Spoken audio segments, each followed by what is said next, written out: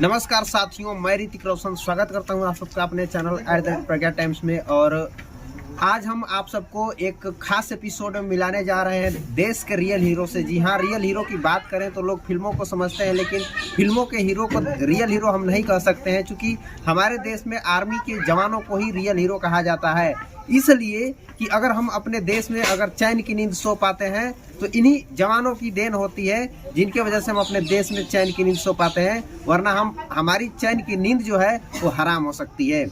और यहाँ पे हम रियल हीरो से परिचय कराना चाहेंगे। जी, हम आपका परिचय जानना चाहते हैं। मेरा नाम किशोर राम है जी, और मैं महना गांव और गाजीपुर डिस्ट्रिक्ट जी जमानिया तहसील का निवासी हूँ।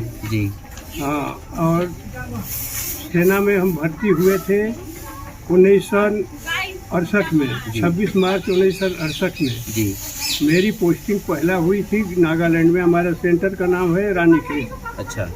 तो हमारा रेजिमेंट का नाम था Gwalior regiment, Kumaon regiment, 14 Kumaon regiment Gwalior. जी, ब्रैकेट में ग्वालियर रखता था। जी, तो हम उस समय पहला पोस्टिंग हमारा नागालैंड में हुआ। जी, और नागालैंड से हम आ गए थे असम में, जी, जहाँ बोलते हैं रंगापाड़ा नॉर्थ में। जी, और वहीं से हम 71 की लड़ाई में बांग्लादेश चले गए। जी। तो बांग्लादेश में जब आप गए तो आपकी पोस्टिंग कहाँ हुई थी? किस जगह पे आप लोग रह रहे थे? देखिए, उस समय हम ऑलराउंड थे। अच्छा। कहीं एक जगह हम मतलब कि लड़ाई में टिकना कोई अच्छी बात नहीं थी। जी, हमारे कमांडर भी ऐसे होशियार थे बहुत। जी, हाँ, तो हर पोस्ट बदलते रहे। जी, हाँ, ताकि दुश्मन को हम एकदम क्लोज कर दें। जी।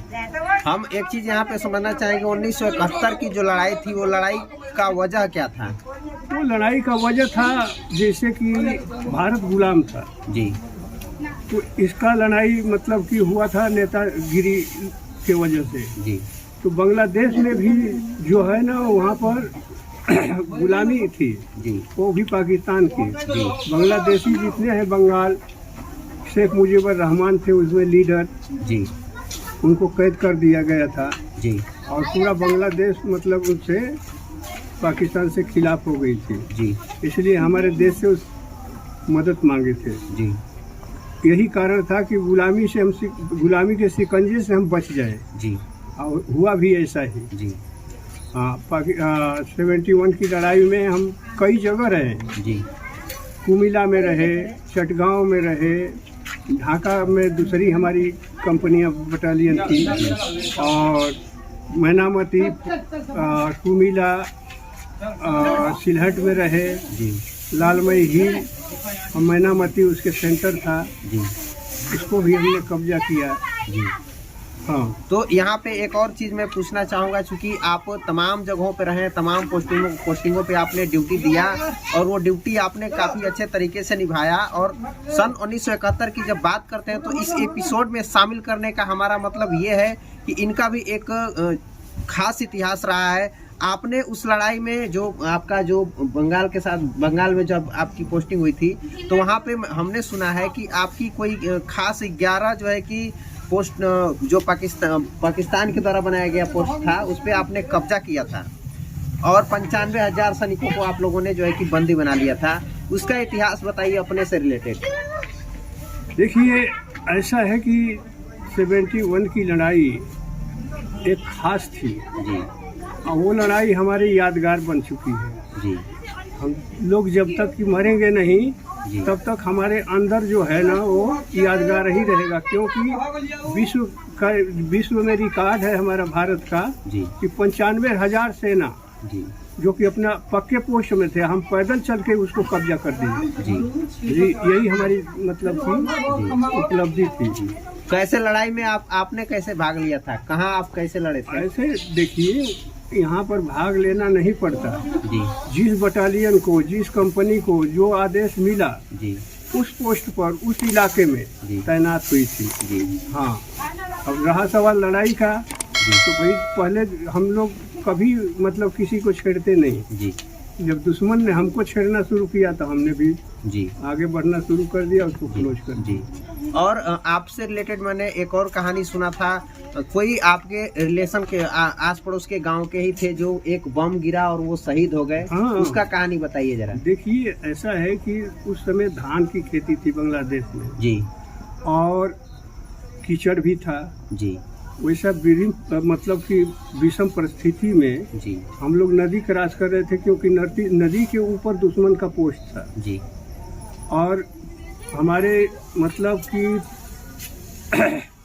स्क्वाटर लीडर थे जी। वो परमानंद पांडे थे, कहाँ के, रोहंगा के रहने वाले जी वो भी गाजीपुर में ही, जमानिया क्षेत्र में ही आता है, जी यूपी में। जी। तो वो शहीद हो गए थे, लेकिन हम लोगों को एक बाल भी बांका नहीं हुआ, जो कि 10-10 फीट पर हम लोग असॉल्ट लाइन में चल रहे थे जी। हाँ, वही हादसा हमारे सामने हुआ जी। अब हमने कितना को मारा, उस दुश्मन ने हमको कितना मारा, एक की गिनती तो हम नहीं कर सकते जी न कभी की। जी। हाँ, गिनती इतना ही कर सकते हैं कि हमको उसको कब्जा कर दिए, पूरा बंगाल को जी आज़ाद करा दिया जी। तो उस समय जब उन्होंने आपके आंखों के सामने वो शहीद हो गए, बम कैसे आपके आंखों के सामने गिरा था? हाँ, आंखों के सामने पानी में, नदी में पार कर रहे थे जी। घुटने भर पानी था, जी। इतना से ऊपर था जी। और उसमें आया बम और असॉल्ट लाइन में। वो परमानंद पांडे हमारे स्क्वाड्रन कमांडर थे जी। वो हमको आदेश देते हुए आगे बढ़वा रहे थे जी। और जब बम गिरा तो देखिए उतने नज़दीक हम होने के बावजूद भी, अब बम ऐसा होता है कि गिरता है तो 100 गज का चारों तरफ जी मैदान साफ कर देता है, जी। लेकिन उनकी किस्मत थी खाली वही शहीद हुए, जी। बाकी हम लोग को बाल भी बाका नहीं जी। एक चीज होता है, अगर यहाँ पे अगर आपके हाथों में अगर एक सुई चुभ जाती है तो ऐसा दर्द होता है कि उसका कोई महसूस, आप इलाज कराने के लिए तुरंत डॉक्टर के यहाँ पहुँच जाते हैं, लेकिन उस समय जब आपके आंखों के सामने जब बम गिरा था तो क्या आपको ऐसा नहीं लगा कि बिल्कुल डर जाना और मन में एक भय पर नहीं पीछे हट जाना? जो कफन बांध लिया उसको डरने की क्या जरूरत? जी। जो कफन बांध लिया है जी तो लड़ाई में तो उसको क्या डरना है? मरना तो सबको, हम तो सोच रहे थे कि हमने कफन बांध कर आए हैं तो मरना भी होगा, गोली के सामने जब चल रहे हैं तो हमको मरना भी होगा, लेकिन हमारे सूझबूझ, हमारे अधिकारियों का सूझबूझ ऐसा मतलब चमत्कार दिखाया कि हम बांग्लादेश को बिल्कुल आज़ाद करके छोड़ दिए। तो ये कहीं ना कहीं ये खासियत है, चूंकि भारतीय सैनिकों का इतिहास इसीलिए जाना जाता है कि डरते नहीं है। अन्य देशों के जो सैनिक लड़ाई लड़ते हैं उसमें काफ़ी देखा जाता है कि अगर थोड़ा सा भी अगर बमबारी हुआ तो कितने सारे सैनिक फील्ड छोड़ के, मैदान छोड़ के ही भाग जाते हैं, लेकिन ऐसे सैनिक जो है दिल के बिल्कुल मजबूत है, मन के बिल्कुल मजबूत है और अपने देश के लिए सच्चे मन से अपनी लड़ाई को लड़ते हैं और इन्हीं जैसे सैनिक जो है कि उस लड़ाई में विजय हासिल कराए। मैं यहाँ पे समझना चाहूँगा उस समय परिवार की स्थिति क्या रही होगी जब आपने भर्ती हुआ? तो देखिए, परिवार की स्थिति, हमारे छोटे भाई हमारे बगल में हैं जी और पूरा जिम्मेवारी इनको हम दे दिए थे जी। हमारे बड़े भाई साहब भी सैनिक थे जी। हमको भी पूरा छूट दिए थे ये लोग जी। कि तैयारी करो जी। देश सेवा पहला, बाद में तुम्हारी किसानी रहेगी। जी। हाँ, तो हम यही समझ करके हम अपनी पूरी तैयारी कर रहे थे, कामयाब भी रहे जी। एक चीज मैं आपके यहाँ छोटे भाई हैं, मैं उनसे बातचीत करना चाहूँगा। आपका नाम? मेरा नाम रामनाथ जी। ग्राम पुष्महना, जिला गाजीपुर के रहने वाला हूँ जी। उस समय में मेरा भाई साहब तैयारी किए और आर्मी में चले गए जी। मैं पूरे घर का जिम्मेवारी लेकर के और सब बाल बच्चे सबको देखभाल करते थे जी। और मुझे शान था कि मेरा भाई जो है सैनिक में हुआ है और पीछे कभी नहीं हटेगा, जब रहेगा तो आगे बढ़ता है। जी। बस यही मेरा तमन्ना थी। जी। और हमारे परिवार के उस समय 3 सदस्य थे आर्मी में। जी। हाँ, एक भतीजा और इन भाई से भी बड़े एक भाई थे जी। हाँ, जो कि आज नहीं है जी। और भतीजा आज भी है जी। जो पेंशनियर हो चुका है। जी। हाँ, हम यहाँ पे एक चीज आपसे ये पूछना चाहेंगे कि इतने बड़े लड़ाई जो राष्ट्रीय लेवल की लड़ाई है, उस लड़ाई में इन्होंने हिस्सा लिया और उस लड़ाई को जीत करके आए, आपको कैसा लगता है? हमको बहुत अच्छा लगा हाँ कि मेरा देश के लिए हमारे भाई साहब बहुत कुछ कुर्बानी के लिए तैयार थे। हाँ, और खुशी खुशी घर भी आ गए। जी। तो आपने आज के इस खास एपिसोड में हमारे देश के वीर सैनिक को सुना। और हम आपसे निवेदन करना चाहेंगे कि इस वीडियो को ज़्यादा से ज़्यादा देश प्रेमी तक पहुंचाने का काम करें। इस वीडियो को लाइक करें और अपनी राय कमेंट में ज़रूर बताएं। आपने वीडियो को देखा इसके लिए बहुत बहुत धन्यवाद।